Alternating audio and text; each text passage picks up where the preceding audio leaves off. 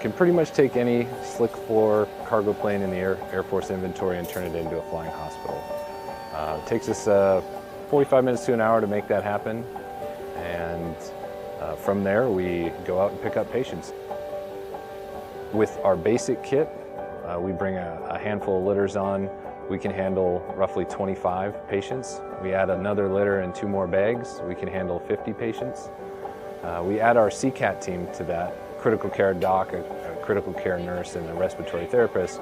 We can raise our level of care to essentially an ICU.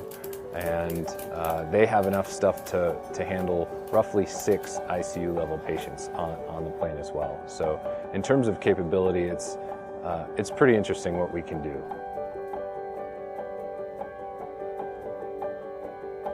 I think I get nervous before like every mission just because they're all different. You never know what variables are gonna come. You can get diverted at any time just in case they need you somewhere else for a more urgent patient.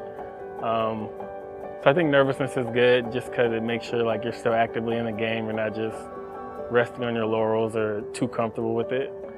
It's a lot of pressure, you know what I mean, just to make sure you do everything right. But you're doing it for a reason. You're here for a purpose. And if we're not getting called, that means people aren't getting hurt. So overall, it's a good day.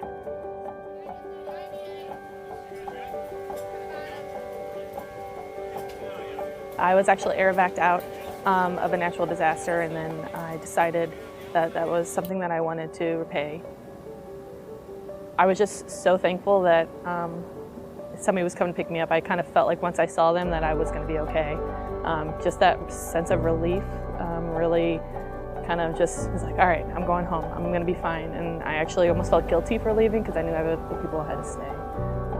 But it was eye-opening. I didn't realize that people could do work like that. And then once I figured out that you could, as soon as I got home, I started researching it. And then I met up with one of my nurse friends who was a flight nurse in the Air Force Reserves, and then he got me into the job I have now. So.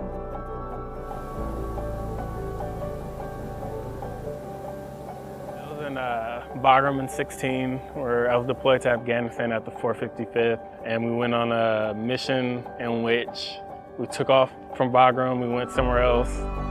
We had to kind of stay in the sky a little longer than anticipated because there was activity going on the ground.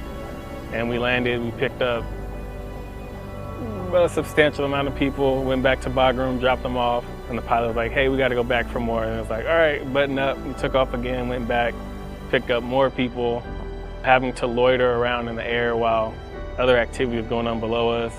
It was kind of like, it definitely put the pieces together. Like, this was kind of a big deal. Me and some other people have like a competitive type behavior, if you will.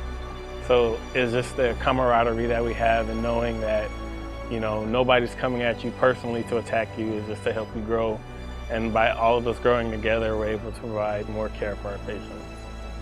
When you have people that want to be there just the way that you want to, it makes it easier to do your job in the most extreme conditions, and you just keep going forward.